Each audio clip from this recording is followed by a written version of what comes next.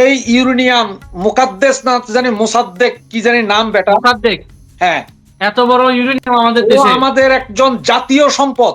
তুমি জানো এই এক একটা মেশিন তৈরি করতে বা এই মেশিন ম্যান তৈরি করতে এক একটা দেশের হাজার কোটি টাকা খরচ হয়।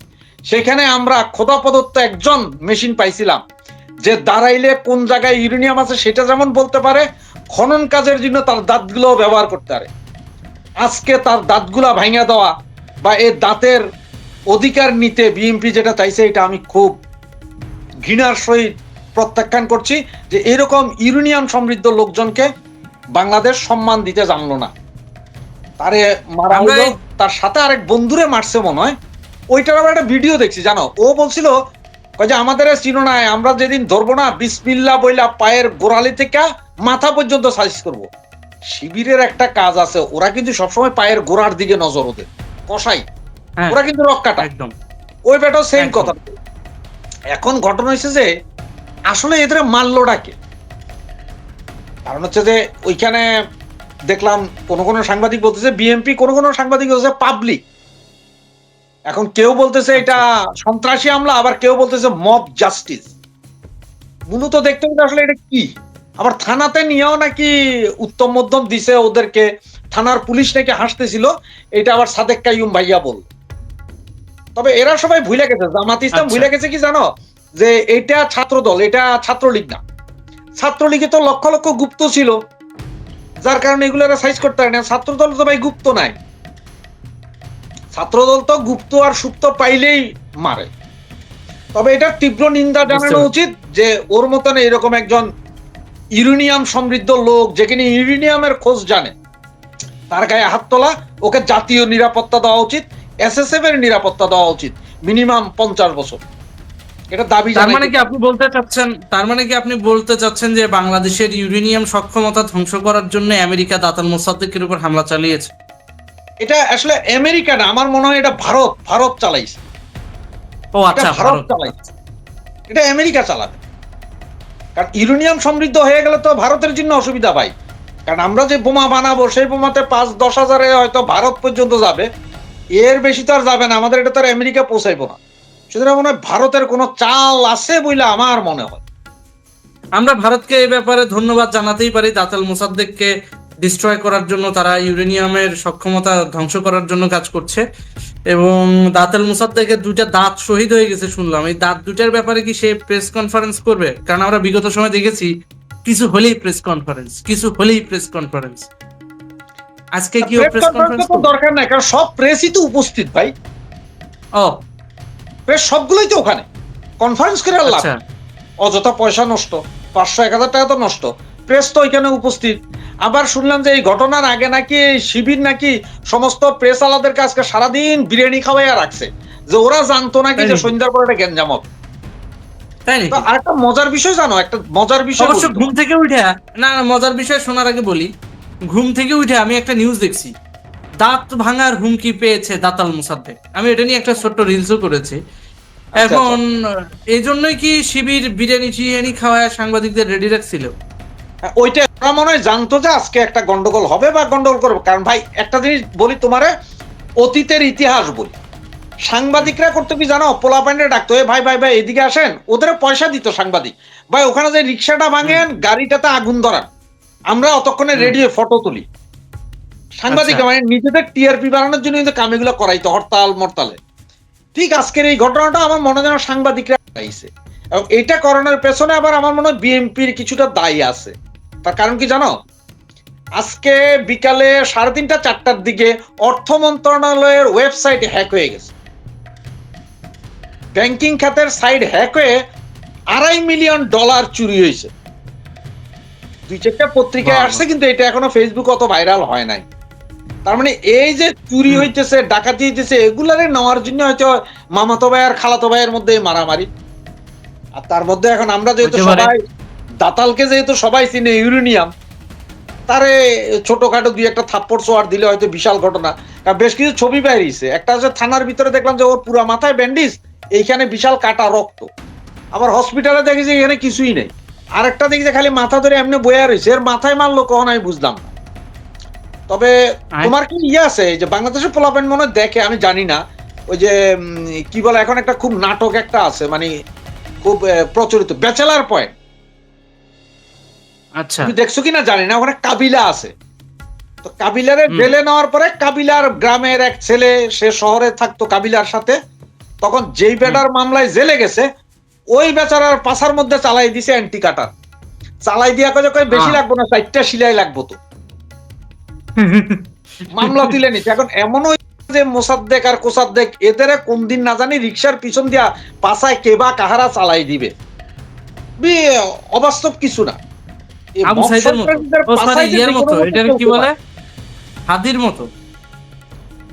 না না না, হাতিকে তো গুলি করে দিছে, ওইটা না, ওইটা না, এটা ওটা তো পাছায় রিক্সার পেছন দিয়ে দিছে, যে দেখলাম না ভিডিও ফুটেজ, সিসি ফুটেজ দেখলাম। অ্যান্টি কাটারটা হচ্ছে তোমার ওই যে ফুল টুল কাটার জন্য সস্তা দাম। বাংলাদেশে সম্ভবত 100 টাকা এখন পাওয়া যায়, আমাদের সময় আমরা 10 টাকায় পাইতাম। ওই আমরা ওই ড্রয়িং এর কাগজ কাটতাম আর কি। আচ্ছা, তাহলে এবার তাহলে প্রশ্ন করাই যায়, ওরা কি ওদের নিজেদের দোষে দিয়ে তাহলে ধরাটা খাইলো? নিজেদের দোষ বলতে কি বুঝলাম? এই যে এত উদ্ধত্তপূর্ণ আচরণের কারণে। না না না, ঘটনা হচ্ছে কি, তুমি জামাতরে যদি রাজাকার বলো ওদের খুব গায়ে লাগে, আচ্ছা, প্রচন্ড গায়ে লাগে। এখন তোমরা ওদের ভাই গুপ্ত বলা শুরু করছো, তো গুপ্ত আর সুপ্ত বললে তো ওদের সারা শরীরে তোমার ইয়ে চলে আসে, ভূমিকম্প শুরু হয়ে যায়।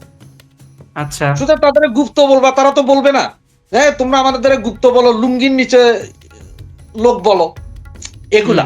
আরে মূলত পুরাটা হচ্ছে যে তোমার ওই যে মিলি ভগত একটা কথা আছে, কারণ হচ্ছে দেশে গ্যাসের সংকট, দেশে তেলের সংকট, বিদ্যুৎ নাই, হামের চিকিৎসা নাই, বাংলাদেশটা এমনি হাজারো সংকটে।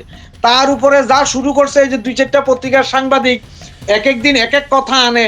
ওই যে কালকে ওই দিন কয়েকদিন আগে আনছে আমেরিকার সাথে চুক্তিতে কি কি লস, এরপরে নর্থ ইস্ট নিউজ ডাইনা দিল যে সেনাবাহিনী কি কি করছে, এরপরে গত পরশুদিন দেখলা যে নৌবাহিনী প্রধানের দুর্নীতির খবর ছাপলো, আজকে ছাপলো যে আবার বিমান বাহিনীতে গন্ডগোল। বিমান বাহিনীর কোন কোন অফিসারের জানি তেহরিকি তালিবান মানে প্যাক্কেদের লাগে একটা সম্পর্ক, এই নিউজ। এগুলা নিয়ে বাংলাদেশের মানুষ তো আলোচনা করবে বা সমালোচনা করবে, কয় যে ওইটা বাদ দিয়া মারামারি লাগাই দাও, নিজেরা নিজেরা ঢাকা ইউনিভার্সিটি গরম মানে সারা বাংলাদেশ গরম শুরু হয়ে গেল। তোমার তো কিছু একটা তুইলা দিতে হবে যেটা নিয়ে তুমি খেলতে পারবা, নাচানাচি করবে। হ্যাঁ, সুতরাং এই যে তুমি এখানে লাইভে আনলা, এই মুহূর্তে লাইভ কেন ভাই লাইভে আসলা ভাই? তুমিও চিন্তা করছো ভাই মোসাদ্দেকের ইউরেনিয়াম মনে হয় দখল হইয়া যাইতেছে, সুতরাং এখন আমরা আলোচনার একটা খবর পাইলাম, বাকি খবর শেষ। আমরা এখন মোসাদ্দেকের দাঁত কোথায় গেল এটা নিয়ে পড়ে না, বাকি খবর শেষ বলতে বিষয়টা তো এটা না। এখনকার গণমাধ্যম দেখে মাথায় টুপি পরে এখন বাকি টিআরপি গুলো এগুলা সাইড করতে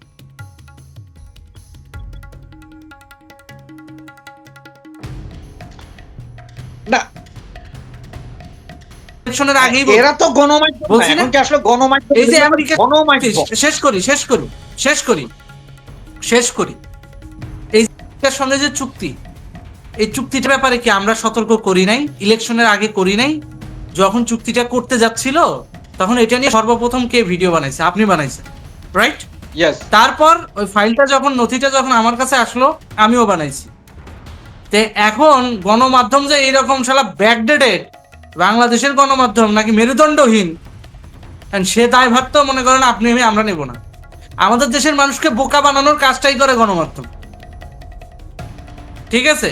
আমাদের দেশের মানুষকে পরিকল্পিতভাবে বিশ্ব রাজনীতি থেকে সাইড করে রাখে গণমাধ্যম আর এই সমস্ত দাতাল মাতাল কিছু পাটপাড়েরা, যারা টাকার বিনিময়ে মানে যে কোনো একটা সিন ক্রিয়েট করে, ওইটা নিয়ে পাবলিক ব্যস্ত, এইদিকে বিশ্ব রাজনীতি হোগা মারা খায়। Sorry for my language, but এটাই বাস্তবতা। তবে তোমাকে আজকে একটা শুকরিয়া আদায় করতে হবে, কেন জানো? আমি এখন পর্যন্ত শুকরিয়া আদায় করতেছি যে দাতালের দাঁত পইরা যায় নাই। যদি এটা পইরা যাইতো তাইলে ধরো আমাদের নবীজির দন্ত শহীদ হয়েছিল নাকি কোন যুদ্ধে, তখন আসকুরুনি বলতে পারে না যে কোন দাঁত শহীদ হয়েছে, এই জন্য নাকি আসকুরুনি সে নিজের সব দাঁত ফেলে দিছিল। আজকে যদি দাতালের যদি কোনো একটা দাঁত পইরা যায় তাইলে কালকে থেকে আজকের এই দিনের কে ওরা এই ইউরেনিয়াম দন্ত শহীদ দিবস হিসেবে পালন করে। ইউরেনিয়াম দন্ত শহীদ দিবস, হ্যাঁ।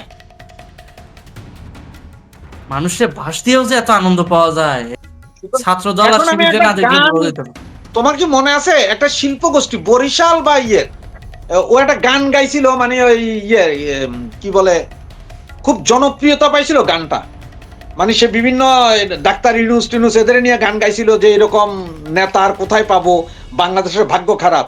আজকে এই মুহূর্তে আমার ওই দলটাকে খুব মনে পড়তেছে, ওই সঙ্গীত শিল্পীটাকে আর কি, যে সে যদি আজকে বলতো যে তারেক জিয়া তুমি সম্মান দিতে পারলা না, ইউরেনিয়াম সমৃদ্ধ দাঁত, যেই দাঁত লাগাইলে ইউরেনিয়াম পাইতাম, তাকে ওই শহীদ যে করে মাথার ফেলাই। চুল কালো করা, মাথার চুল কালার করা।